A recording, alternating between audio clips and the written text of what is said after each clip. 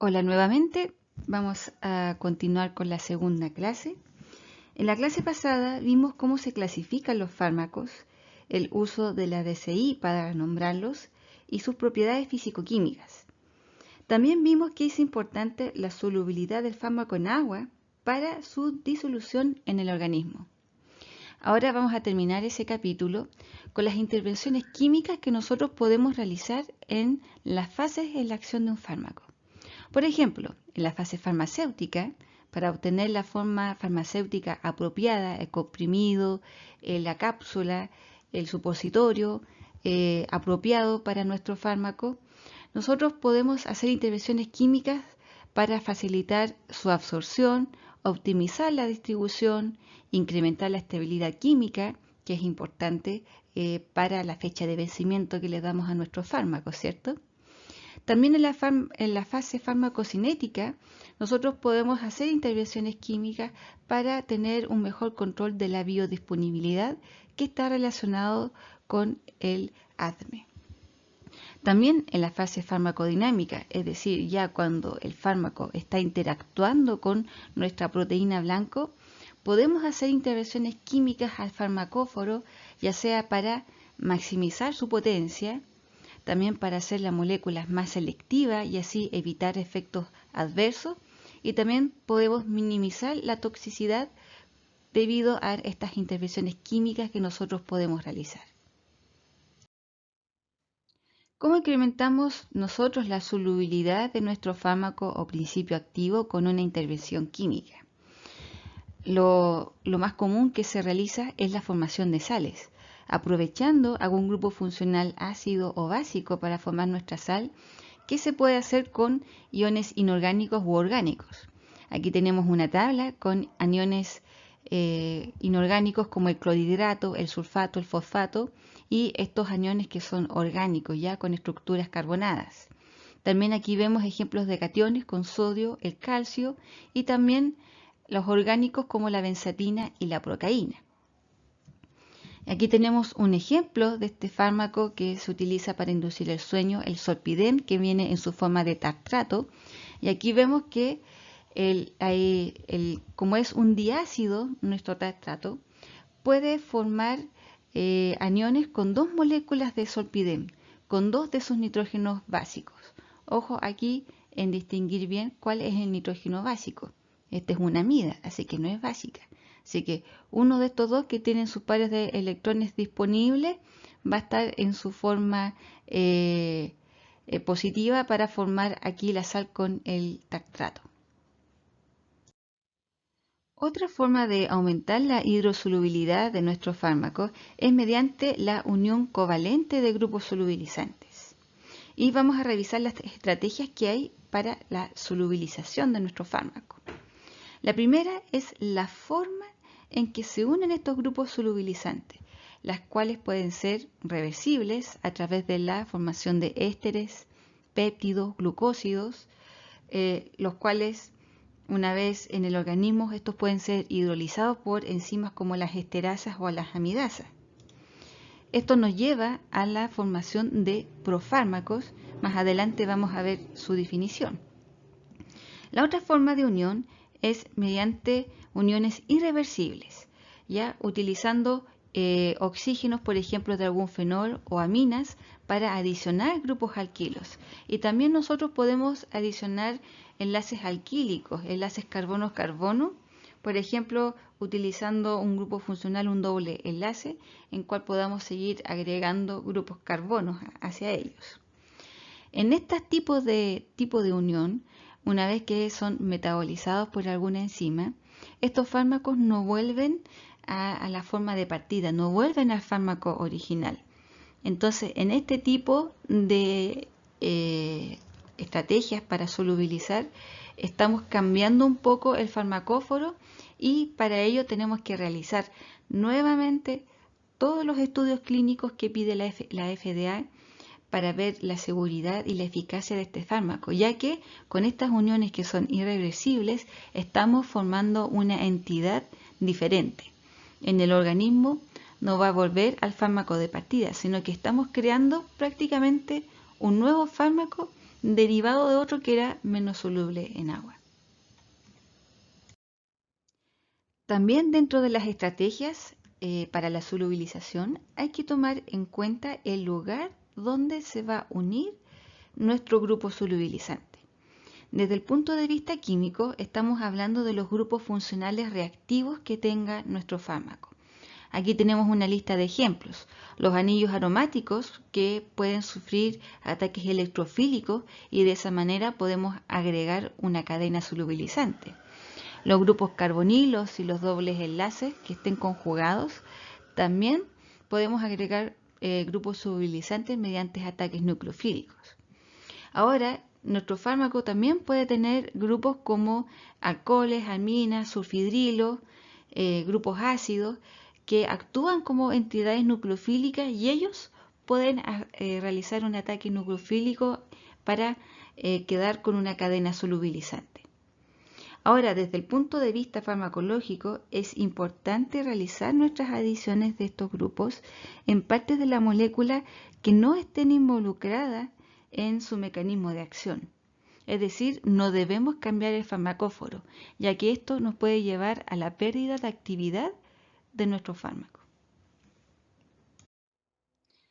También debemos pensar en qué tipo de agrupación solubilizante le vamos a adicionar a nuestro fármaco.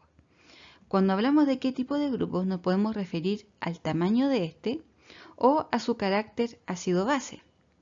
Respecto al tamaño del grupo, aquí tenemos una tabla con ejemplos de grupos solubilizantes pequeños como el ácido carboxílico, el ácido sulfónico, el grupo sulfato, el ácido fosfónico, grupos fosfatos, diferentes tipos de aminas primarias, secundarias, terciarias, etc.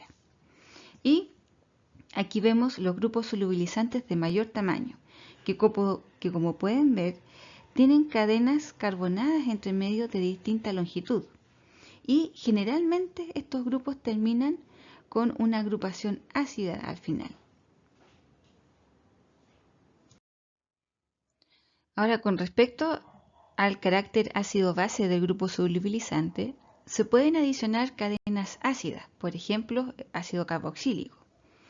Cuando planeamos la solubilización a través de los ácidos carboxílicos, hay que tomar en cuenta las propiedades terapéuticas de algunos de estos grupos carboxílicos.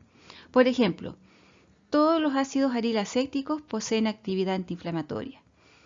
Ejemplo de ellos son el ibuprofeno, el diclofenaco, el naproxeno, y todos ellos pueden ser más o menos potentes. ¿Ya? También hay que tomar en cuenta que los ácidos carboxílicos funcionalizados en alfa son agentes quelantes. Pueden ser agentes quelantes de zinc, de hierro, de magnesio, que son los metales que tenemos en nuestros organismos. Ejemplo pueden ser de esto los derivados del ácido nalidíxico, que son antibacterianos. Ahora, ¿cómo nosotros introducimos un grupo ácido? Se puede hacer a través de la introducción directa, ya sea por carboxilación o sulfonación. Entonces, aquí tenemos un ejemplo clásico de carboxilación, que es la reacción de Kolbe-Schmidt para obtener el ácido salicílico a partir del fenol. Y también tenemos el ejemplo de la sulfonación, aquí de este grupo metilo que está en el carbono alfa a este carbonilo, para tener el ácido camfor sulfónico, el cual es el derivado soluble del alcanfor. Otra manera de agregar cadenas ácidas es por la alquilación de hidroxilos y de grupos aminos, ya con grupos que tienen cadenas alquílicas intermedias, como habíamos visto en la tabla anterior, y un grupo ácido terminal. Ahora, el método más popular para la solubilización ácida es la acilación de alcoholes, de fenoles y aminos con cadenas ácidas, ¿ya? Los cuales van a ser transformados en hemiésteres, como los hemisuccinatos, hemiftalatos, o también puede ser transformado a metabencenosulfonatos, sulfatos o fosfatos. Vamos a ver unos ejemplos a continuación. Y aquí tenemos ejemplos de las acilaciones. El oxazepam hemisuccinato, aquí vemos el derivado del ácido succínico. El sulfatiazol hemisuccinilamida, aquí vemos el grupo amida, por este grupo amino que se aprovechó para formar el enlace amida. Vemos aquí el derivado del estradiol, en este caso es un disulfato.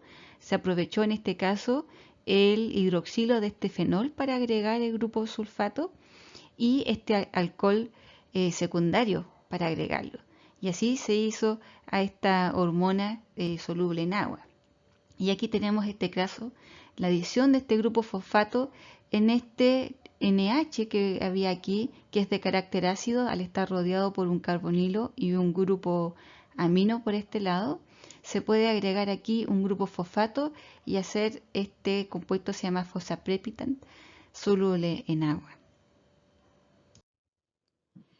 Siguiendo con el tipo de agrupación solubilizante que podemos agregar a nuestro fármaco, la solubilización con cadenas básicas implica dos estrategias esenciales: la unión directa a la función amina a un átomo de carbono de la molécula madre, o la vinculación a una función que ya esté presente, por ejemplo, un grupo hidroxilo alcohólico, fenólico, ácido carboxílico, una amina o una amida también. En la introducción directa, la reacción clásica para poder introducir un grupo amino es la reacción de Mannich. Aquí vemos un ejemplo con el fármaco la camptotecina, que es un antineoplásico, en que se introduce aquí una agrupación solubilizante básica. Para la obtención del topotecan se utiliza la reacción de Mannich, la 10-hidroxicamptotecina. Por eso aquí tengo flechas con varios pasos. Primero la camptotecina debe tener aquí un grupo alcohólico, ¿ya? Y a partir de la 10-hidroxicamptotecina, la dimetilamina y la formalina, que estaría formando parte aquí como lo vemos en esta ecuación general, en medio ácido obtenemos esta cadena solubilizante básica. Desgraciadamente, el rendimiento del producto final por las reacciones de Mannich son bastante variables y a veces da productos o subproductos que son citotóxicos. Entonces, la purificación posterior, después de la obtención del topotecan, tiene que ser bastante minuciosa para sacar todos estos productos indeseados. Ahora vamos a ver la unión a través de un grupo funcional presente en la molécula patrón, a través de un OH, un hidroxilo alcohólico fenólico, el nitrógeno de una amida o de una amina, y también podemos utilizar ácidos carboxílicos para agregar cadenas solubilizantes básicas. Y aquí tenemos un caso que es bien elegante, por decirlo así, la solución. En la búsqueda de un derivado soluble del diazepam, los científicos de La Roche se enfocaron en la solubilización agregando una cadena lateral en la molécula del diazepam con el anillo abierto. A pH ácido, aquí vemos a pH 2, el anillo de diazepina se abre, quedando un grupo amino aquí disponible, al cual le agregaron aquí una cadena de L-lisina, con dos grupos básicos que pueden formar sales. Entonces, así se obtuvo el avivazone, que es el derivado soluble en agua. ¿Y cuál es la gracia de esta molécula? Que una vez en el organismo, por esterasas o amidasas, se rompe aquí el enlace peptídico, quedando aquí de nuevo la cadena abierta del diazepam, que a pH 7,4 vuelve a formarse el ciclo. Este grupo amino ataca este carbonilo formando esta enamina. Entonces se vuelve a obtener la molécula patrón. Otros ejemplos de las cadenas solubilizantes básicas es con el alopurinol. Aprovechando este nitrógeno básico, se hicieron una alquilación y aquí tenemos esta amina terciaria que también puede formar un clorhidrato. También tenemos, en este caso acá, un derivado de la quinolona. Aprovecharon aquí en este caso este grupo amino para formar un enlace peptídico, ¿ya? Y aquí está este grupo amino que es el que, gracias a que puede formar un clorhidrato, este compuesto se puede ser ahora soluble en agua. Ahora vamos a hablar sobre la definición de profármacos. Anteriormente, cuando estaba hablando de la forma de unión de los grupos solubilizantes, salió este término. Cuando era una unión reversible, obteníamos profármacos. La definición oficial es que los profármacos son derivados bioreversibles, es decir, sufren una biotransformación antes de originar la respuesta terapéutica deseada. Y ocupando también los ejemplos que vimos en las diapositivas anteriores, tenemos el oxazepam hemisuccinato. Por esterasas, ese hemisuccinato se puede hidrolizar formando el oxazepam de partida, y él es el que va a hacer el efecto en su receptor o en su canal iónico. O el mismo caso del abisafone, que una vez que está a pH 7,4 se cicla y vuelve a la molécula patrón. Estos dos ejemplos son casos de profármacos. Ahora, los profármacos no solamente nos permiten superar el problema de solubilidad en agua, que es lo que habíamos visto en el ejemplo hasta ahora, sino que también nos permite superar otros problemas de la fase farmacocinética, como una biodisponibilidad deficiente. También podemos incrementar la duración de acción creando por fármacos, focalizar el lugar de acción si queremos que sea, por ejemplo, a nivel intestinal, también para evitar los efectos secundarios y la toxicidad, y para superar la inestabilidad enzimática. Entonces, a continuación vamos a ver ejemplos de casos de cómo los profármacos han ayudado a superar estos problemas de la fase farmacocinética. Viendo aquí los ejemplos para los diferentes profármacos, tenemos la ampicilina, que tiene una absorción por vía oral deficiente debido a su alta polaridad. Si se fijan, aquí tiene un grupo carboxílico y aquí tiene un grupo amino. Entonces, esta molécula es altamente polar. Por este motivo, se formó un éster aquí en este grupo ácido, ¿ya? Para disminuir su polaridad y volverla también más lipofílica. Una vez que es absorbida en el organismo por las esterasas, aquí se corta de nuevo aquí este enlace éster y la tal ampicilina vuelve al compuesto de partida ampicilina, que es el que va a ejercer su efecto. También los profármacos están diseñados para incrementar la duración de acción, ¿ya? Al convertirse lentamente en el fármaco activo, prolongando así la actividad del fármaco. Un ejemplo de esto es la seimecaptopurina, que ustedes la ven aquí, que tiene el problema que se elimina rápidamente del organismo. Entonces se diseñó este profármaco, que es la azatioprina, que tiene la ventaja que se convierte lentamente en la seimecaptopurina debido a que sufre ataques nucleofílicos del glutatión. Y después de una serie de reordenamientos, como ustedes pueden ver acá, se va liberando la seimecaptopurina, lo que permite una actividad más sostenida en el tiempo de este fármaco. El uso de los profármacos también permite la modificación de la distribución o localización de un fármaco. Acá hay un ejemplo con el sulfatiazol. Este compuesto presenta un grupo polar. Este hidrógeno es ácido, por lo tanto va a estar como un anión, lo que disminuye su absorción a nivel intestinal. Entonces, este fármaco va a tener un efecto antimicrobiano a nivel local intestinal. Su profármaco, el ftalil-sulfatiazol, se considera como un transportador del sulfatiazol. ¿Ya? Si se fijan, aquí está el grupo ftalil, tiene un grupo carboxílico que también va a estar ionizado, lo que impide aún más su absorción a nivel intestinal al agregar este otro grupo polar. Y una vez ya en el intestino, este enlace se va a hidrolizar, teniendo el sulfatiazol de partida, actuando como un antiséptico a nivel intestinal. También en ocasiones se pretende mejorar las características organolépticas de los fármacos. Por ejemplo, tenemos el cloranfericol, que es un antibiótico de un sabor amargo intenso, casi vomitivo.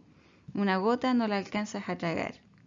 Pero si se agrega un grupo palmitato en uno de estos alcoholes, como lo vemos aquí, el grupo palmitato, el compuesto se vuelve insípido, Entonces, este cloranfenicol palmitato se puede incorporar en jarabes.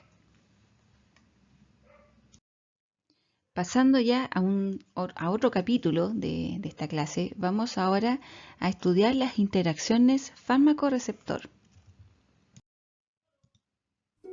Cuando imaginen la interacción fármaco-receptor, recuerde que siempre las moléculas, tanto las proteínas como nuestros fármacos, se encuentran en movimiento y rodeadas de moléculas de agua. Una vez que el fármaco ingresa al sitio activo de la proteína, formará interacciones reversibles con los aminoácidos que rodean el sitio activo. Pero también nuestros fármacos, dependiendo de cuál, puede formar enlaces covalentes con estos aminoácidos de las proteínas. La interacción de un fármaco con una diana macromolecular o el receptor implica el proceso conocido como unión. Por lo general hay un área específica de la macromolécula donde esto ocurre, conocida como sitio de unión o sitio activo, que es lo que vimos en el video anterior. Hay algunos fármacos que reaccionan con el sitio de unión y se unen permanentemente a través de enlaces covalentes. Sin embargo, la mayoría de los fármacos interactúan a través de interacciones más débiles, como lo son las interacciones no covalentes, como las que vemos aquí en esta lista. También ustedes las podrán conocer en algunos libros como interacciones reversibles.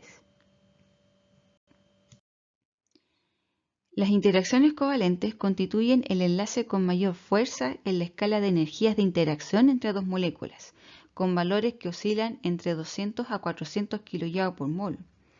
Debido a la estabilidad de este enlace, es que se consideran que son interacciones irreversibles. Es importante destacar que la proteína o receptor sobre los que se forma el enlace covalente se altera su funcionalidad o la pierden totalmente, de modo que la proteína solamente se puede recuperar o sus niveles se pueden recuperar tras la biosíntesis de nuevos de estas proteínas. Dentro de las interacciones covalentes más conocidas tenemos la alquilación, la acilación y la fosforilación, que la vamos a revisar con ejemplos aquí más adelante. Para la reacción de alquilación vamos a tomar el ejemplo de la fenoxibenzamina, que es un antagonista no selectivo de los receptores alfa-adrenérgicos. Como vemos aquí en su estructura química, esta corresponde a una haloalquilamina. Y este par de electrones que está focalizado aquí en esta amina terciaria es capaz de realizar un ataque nucleofílico intramolecular desplazando a la molécula de cloro y formando aquí el ion aciridinio, como pueden ver en la figura. Este ion aciridinio es altamente reactivo por dos razones. Primero, por la carga positiva que tiene este ciclo, lo cual lo hace muy susceptible a los ataques nucleofílicos, y lo otro es por ser un ciclo de 3 miembros. Si ustedes se acuerdan, en la química orgánica, en los ciclos de 3 miembros, los ángulos de enlace están altamente tensionados. Por estos dos motivos hace que este ion aciridinio sea altamente reactivo a los ataques nucleofílicos, incluso de especies nucleofílicas débiles. Por ejemplo, los iones acetatos que nosotros tenemos en nuestro organismo lo pueden atacar para formar un éster. El agua también, aunque sea un pobre nucleófilo, frente a esta reactividad también puede actuar como un nucleófilo formando un alcohol. Y en el caso de nuestro interés, ¿qué pasa con este ion aciridinio frente al receptor alfa-adrenérgico?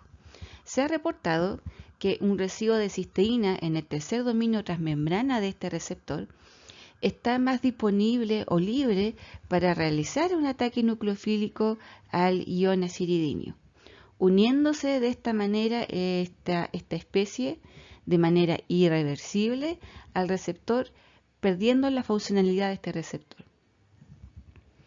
En general, los grupos de los aminoácidos que pueden ser alquilados por estas aloalquilaminas incluyen aminoácidos que tengan grupos tioles como la cisteína, grupos OH como la serina, grupos amino e incluso los grupos ácidos también pueden ser alquilados por este tipo de aloalquilaminas. La cisteína es el más reactivo de todos. Para la reacción de acilación vamos a utilizar el ejemplo del mecanismo de acción de los antibióticos betalactámicos. Cuando la molécula se acerca al sitio activo de la transpeptidasa, lo primero que se establece es una interacción iónica entre el carboxilato y este residuo de serina, lo que permite la orientación de esta molécula al sitio activo. Esto lo vamos a ver también más adelante. También hay que recordar que siempre nuestras proteínas y los fármacos están rodeados de agua. Y en una reacción concertada entre el ataque de este grupo amino al protón del agua y el ataque nucleofílico del hidroxilo de la serina al carbonilo de la beta-lactama, y después de una serie de reordenamientos se produce la acilación del residuo de serina. Y esto provoca el bloqueo del sitio activo de la transpeptidasa, impide el ingreso del ligando natural al sitio activo de esta enzima. Ustedes se podían preguntar que si este es un enlace éster, ¿por qué no es hidrolizado como en los profármacos? Esto pasa debido a que esta macromolécula que vemos, que es la enzima con nuestro antibiótico, es muy grande para el sitio activo de las esterasas para que lo pueda hidrolizar. Y también el agua, como nucleófilo lo habíamos visto que era muy débil, es difícil que pueda producir una hidrólisis de este éster. Por eso se considera en este caso que esta acilación de residuo de serina es un enlace covalente de tipo irreversible. Un ejemplo de la reacción de fosforilación es la que produce el insecticida Maloxon en la enzima acetilcolinesterasa. Más adelante, en el capítulo de colinérgicos, ustedes lo van a ver mejor el mecanismo con el profesor Álvarez. Aquí arriba vemos algunos residuos importantes del sitio catalítico de esta enzima. Donde ven aquí, este amino del grupo histidina abstrae un protón de este residuo de serina, provocando que este oxígeno sea más nucleofílico y ataque a este fosfotiodiéster. Y después de una serie de deslocalizaciones y la salida de este grupo como alcohol, el residuo de serina va a quedar fosforilado, inactivando la enzima completamente. Ahora vamos a revisar las interacciones no covalentes. Estas son las más comunes entre los fármacos y sus dianas biológicas, y es esencial que ustedes las conozcan para el entendimiento de los mecanismos de acción de los fármacos que vamos a ver en farmacoquímica 1 y 2. En esta tabla vemos algunos ejemplos de estas interacciones y lo primero que se aprecia es que la fuerza del enlace es mucho menor que la de un enlace covalente, que era entre 200 y 400 kJ por mol. También es importante destacar que la fuerza del enlace depende de la distancia, ¿ya? Siendo las fuerzas de Van der Waals, si bajamos aquí, las de Van der Waals son las que requieren un mayor acercamiento entre los dos centros del fármaco y de la proteína para que se pueda establecer esta interacción con una energía de apenas de entre 2 y 4 kJ por mol. Ahora vamos a revisar una por una las características de estas interacciones. Pasando a las interacciones electrostáticas, estas son el resultado neto de las fuerzas atractivas entre un grupo cargado positivo y otro grupo con carga negativa de dos moléculas. Como vimos en la tabla anterior, la fuerza de la interacción depende de la distancia. Por lo tanto, entre mayor la distancia entre el fármaco y su molécula diana, la fuerza de interacción va a ser más débil. También hay que mencionar que esta fuerza, la fuerza de la interacción depende de la naturaleza del ambiente, siendo más fuerte en ambientes hidrofóbicos, como lo encontramos en muchos sitios activos de enzimas, como el de las histonas de acetilasa, que en ambientes polares. Las fuerzas atractivas entre cargas opuestas lleva a tres tipos principales de interacciones, que son las de carga-carga, carga-dipolo y dipolo-dipolo. Vamos a ver de qué se trata cada una. Entonces vamos a ver las interacciones carga-carga. son las que poseen mayor fuerza de alcance respecto a la distancia y no son direccionales, es decir, no dependen del ángulo de donde se encuentran los grupos con cargas opuestas para que puedan formar la interacción. Y como le había dicho en el ejemplo con los beta-lactámicos, es la responsable de la orientación del fármaco hacia el sitio de unión. Y aquí lo vemos con el ejemplo del captopril en la enzima convertidora de angiotensina. Aquí vemos la enzima y aquí en el sitio activo, aquí en pequeñito, está el captopril. Y vemos todas las interacciones que puede formar con los residuos de aminoácidos del sitio activo. La primera que se forma ya es esta interacción carga-carga entre el ácido carboxílico del captopril, que a pH fisiológico va a estar ionizado, y el residuo de lisina. Entonces, esta interacción permite la orientación del resto de la molécula hacia el sitio activo. Entonces, ahora vamos a ver las interacciones carga-dipolo y dipolo-dipolo. Las moléculas compuestas por átomos de diferentes electronegatividades suelen tener una distribución asimétrica de los electrones, lo que produce los dipolos electrónicos. El caso más clásico que siempre hemos visto es del grupo carbonilo, ya que en este caso puede interaccionar con un grupo con una carga electrónica opuesta, como es este amonio cuaternario, que tiene su carga positiva. A diferencia de las interacciones carga-carga, estas dos interacciones sí dependen de la orientación. En este caso, dependen de la orientación del dipolo, ya que si en este caso el carbonilo está mirando hacia la dirección opuesta, se estaría formando aquí una interacción de tipo repulsiva al estar el momento dipolar positivo interactuando con esta carga positiva.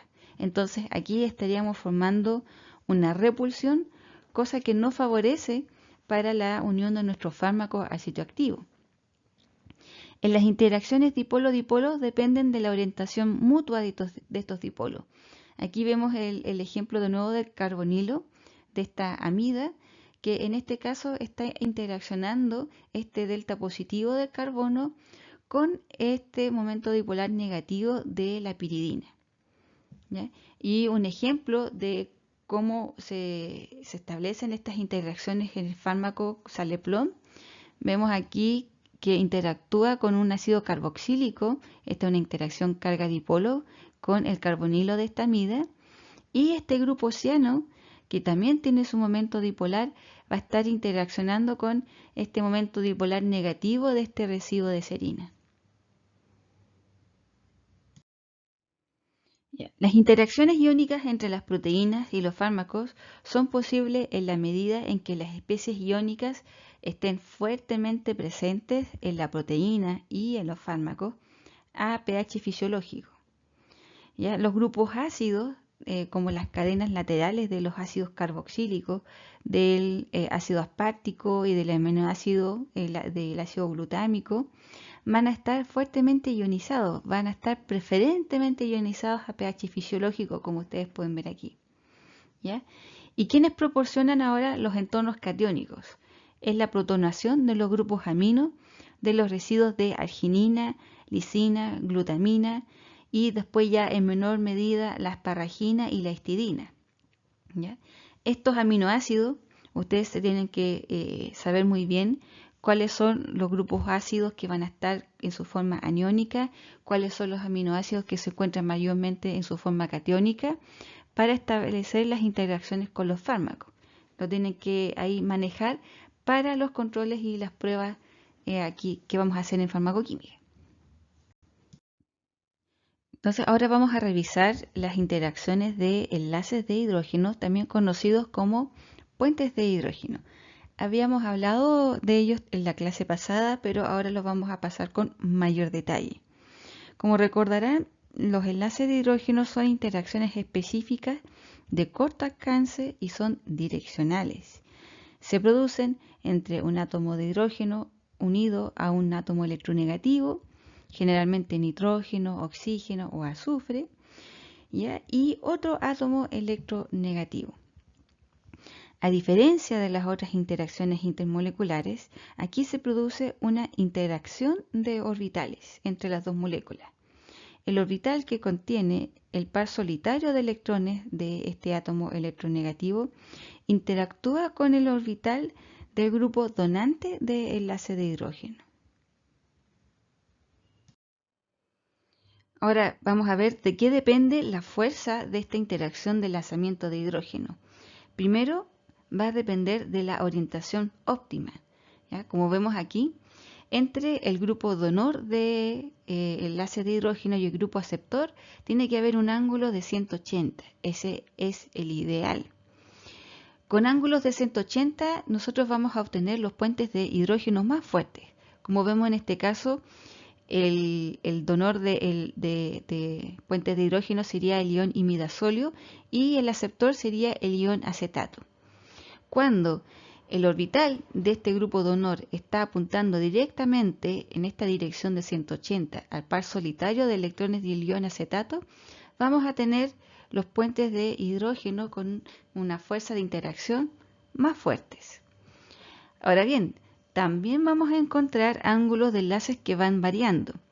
Cuando son entre 130 y menores de 180 y mayores a 130, vamos a tener enlaces de hidrógenos que son moderadamente fuertes. Aquí dice más débiles, pero entre 130 y bajo 180 serían enlaces de hidrógenos moderadamente débiles. Incluso se han visto que se puede llegar a formar enlaces de hidrógenos con ángulos que son de 90 grados, siendo estos los enlaces de hidrógeno ya más débiles. Entonces vamos a tener los tres casos, que tenemos ángulos de 180, vamos a obtener los enlaces de hidrógeno más fuertes. Cuando son entre 130 y menor a 180 son moderadamente fuertes, y los que son más débiles son ya con ángulos de enlace de 90 grados. La fuerza del enlace de hidrógeno también va a depender de cuán fuertes sean tanto el aceptor del enlace de hidrógeno y el donante del enlace de hidrógeno. Cuanto mayor es la densidad electrónica del heteroátomo, mayor es su fuerza como aceptor de enlaces de hidrógeno. Aquí lo vamos a ver con unos ejemplos. El oxígeno de este ion carboxilato está cargado negativamente, es un aceptor de enlace de hidrógeno más fuerte que el ion carboxilato, que está sin carga. Los iones fosfato, que tienen aquí dos cargas negativas, también pueden actuar como fuertes aceptores de enlaces de hidrógeno, debido a que poseen mayor densidad electrónica. Ahora bien, la mayoría de los aceptores de puentes de hidrógeno presentes en los fármacos y también en los sitios de unión son grupos funcionales neutros. Por ejemplo, los grupos alcoholes, los éteres, las aminas, ésteres y la acetona, estos están presentes en la mayoría de los fármacos en mayor proporción. Y estos van a formar enlaces de hidrógenos moderadamente fuertes. Ahora vamos a ver los grupos que son aceptores débiles de enlaces de hidrógeno. Los átomos de azufre, como el oxígeno y el nitrógeno, también es electronegativo. Sin embargo, yo les había comentado que forman enlaces de hidrógeno débiles. Y esto es porque su par de electrones disponible que posee están en los orbitales de la tercera capa, que son más grandes y difusos. En el caso del flúor y del cloro, que incluso son más electronegativos que el oxígeno y el nitrógeno, y también tienen pares de electrones disponibles, podríamos pensar que serían buenos aceptores del enlace de hidrógeno. Pero son aceptores débiles debido a que son tan electronegativos que se adhieren fuertemente a sus pares de electrones libres, haciéndolos incapaces de hacer interacciones de enlaces de hidrógeno.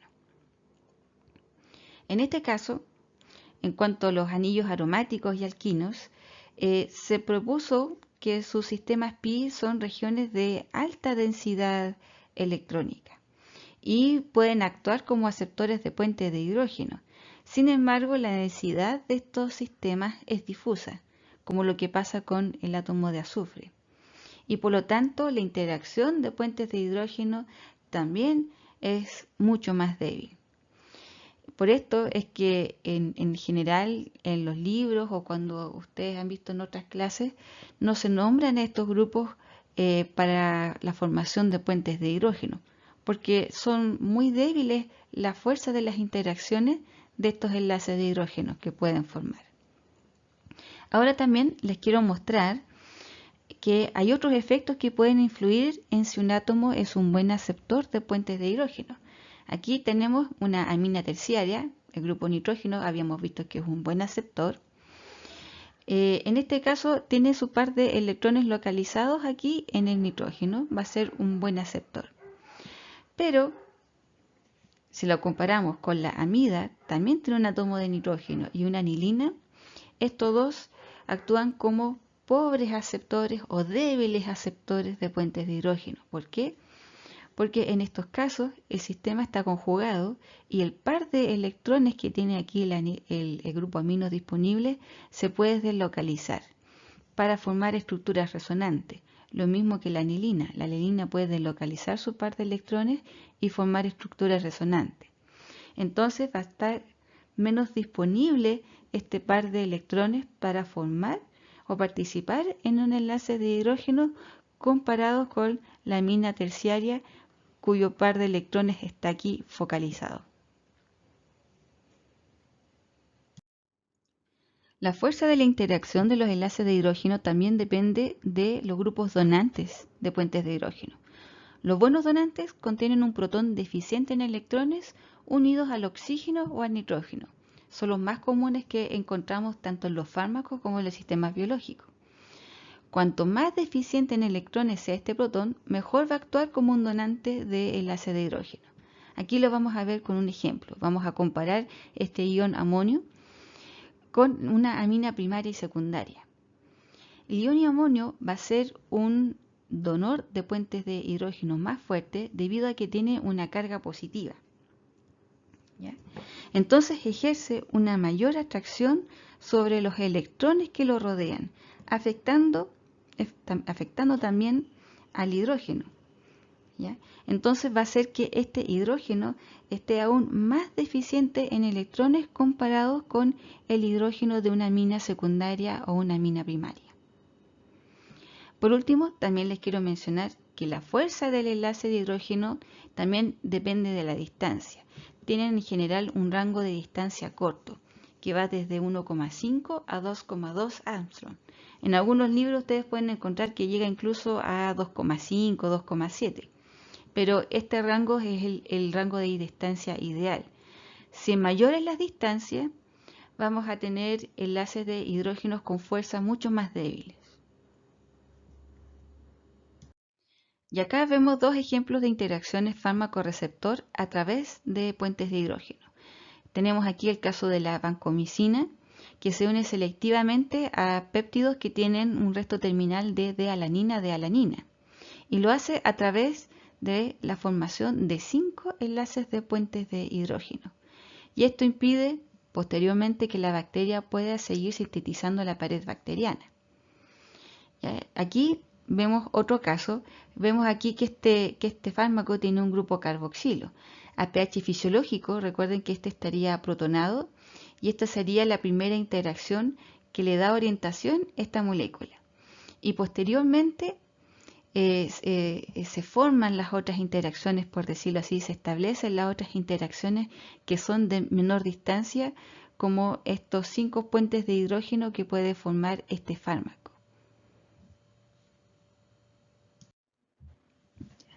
Y aquí en esta diapositiva les quiero mostrar ahora los grupos de aminoácidos que pueden interactuar con los fármacos a través de los enlaces de hidrógeno. Entonces aquí tenemos los aminoácidos, el aspartico, el glutámico, que tienen grupos carboxílicos, tienen ácidos carboxílicos, pero como estamos a pH fisiológico van a estar con carga negativa, es decir, como carboxilato. Entonces estos van a ser buenos grupos aceptores de enlaces de hidrógeno. También tenemos el caso de la metionina, la cistina, que tienen el grupo sulfuro, y ya sabemos que como aceptores de protones son mucho más débiles. Ahora, estos aminoácidos pueden actuar como dadores de protones y también, como les había comentado anteriormente, si el nitrógeno va a estar con carga positiva, va a ser más fuerte como dador de protones comparado con un grupo sulfidrilo o, por ejemplo, una cisteína. También tenemos aminoácidos que pueden actuar de forma dual, es decir, ser aceptores y donores de puentes de hidrógeno, ya que contienen grupos amidas, por ejemplo, la asparagina, la glutamina, también el grupo hidroxilo de los alcoholes que habíamos visto en los ejemplos, siempre aparece mucho la serina, que interactúa con los fármacos, y en el caso de la tirosina pueden actuar a través del hidroxilo del fenol. Otra interacción que es importante mencionar es la cation pi. Como su nombre dice, se produce entre un cation y la nube pi de un anillo aromático. La energía de esta interacción depende de la naturaleza del sistema pi como la naturaleza del cation. ¿A qué me refiero? Por ejemplo, si nosotros tenemos un benceno que está sustituido con un grupo nitro, sabemos que el grupo nitro es un electroatractor y va a dejar el anillo con un delta positivo. Entonces, este anillo pi ya va a dejar de ser un sistema atractor para el catión, sino que va a establecer una repulsión. Por eso se dice que depende de la naturaleza del sistema pi y también del catión. Aquí tenemos un ejemplo de la interacción entre el CAP de un ARN mensajero con la 7-metilguanosina trifosfato. 7-metilguanosina trifosfato. Entonces vemos aquí cómo se forma esta especie de sándwich entre la base, que aquí ven que tiene una carga positiva, está en su forma catiónica, y la nube de electrones pi de estos residuos de triptófano del ARN mensajero. Ahora vamos a revisar las interacciones lipofílicas que habíamos visto en la tabla, son las que poseen menor energía de enlace, pero no así son menos importantes, ya que todas las interacciones son sumativas. Entonces, entre más interacciones tengamos, vamos a ir sumando hasta llegar un efecto, pueden tener un efecto importante en la unión con el receptor. Entonces, vamos a revisar el concepto de este efecto hidrofóbico. Había dicho anteriormente que nuestras proteínas y los fármacos siempre están rodeados de moléculas de agua. Entonces, ¿cómo se forman las interacciones hidrofóbicas si estamos rodeados de agua?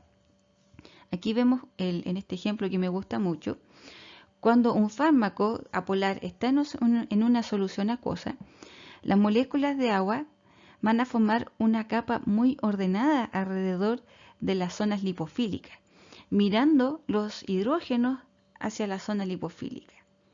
Este ordenamiento trae un gasto energético, aumenta la energía del sistema, cosa que no es favorable. Pero a medida que nuestros fármacos se va acercando al sitio activo de nuestra proteína y se va orientando la parte lipofílica del fármaco hacia la parte lipofílica de nuestra proteína, las moléculas de agua se van a ir liberando, ¿ya? Se van a ir liberando y de forma, entre comillas, desordenada, ¿ya? Entonces ya no vamos a tener la capa de agua estructurada alrededor de los fármacos y de la proteína, sino que ya van a estar libres en el sistema.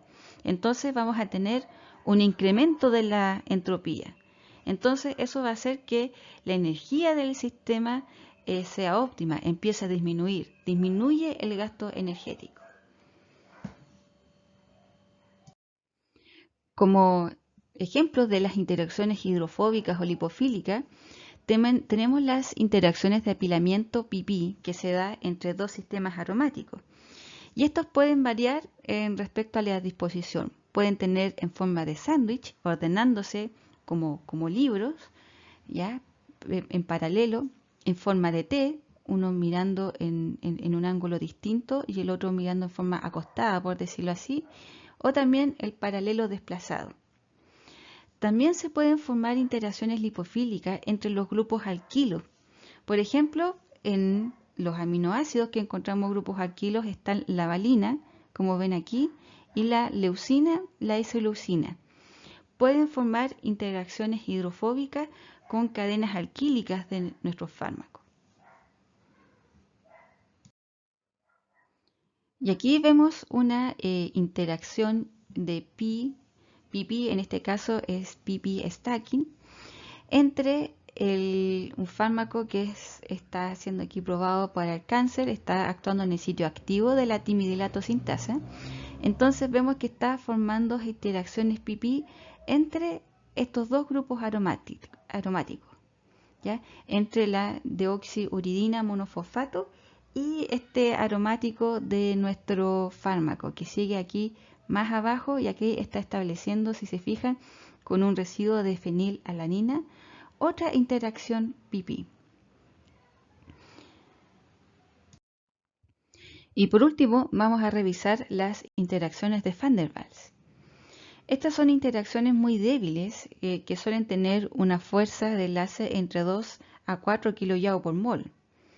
Y estas implican interacciones entre regiones hidrofóbicas entre distintas moléculas. Por ejemplo, entre los grupos alifáticos entre fármacos y una proteína. La distribución electrónica en regiones no polares nunca es totalmente uniforme o simétrica y siempre hay áreas transitorias, como vemos acá, de alta y baja densidad de electrones que producen dipolos temporales. Y los dipolos en una molécula pueden inducir los dipolos en otra molécula, lo que lleve a que se formen estas interacciones de Van der Waals. Las fuerzas de estas interacciones disminuyen rápidamente cuando se separan las dos moléculas, disminuyendo a la séptima potencia. Por lo tanto, el fármaco debe estar muy cerca, muy estrecho al sitio de unión para que estas interacciones se vuelvan importantes. Y en esta última diapositiva les dejo la siguiente pregunta. ¿Qué interacciones identifican en la siguiente figura? Aquí tenemos nuestro fármaco y aquí tenemos los distintos residuos de aminoácidos de un receptor. ¿Cuáles son las interacciones que identifican entre este fármaco y el receptor? Cualquier duda me escriben al correo y yo se las voy a responder. Muchas gracias y que estén muy bien.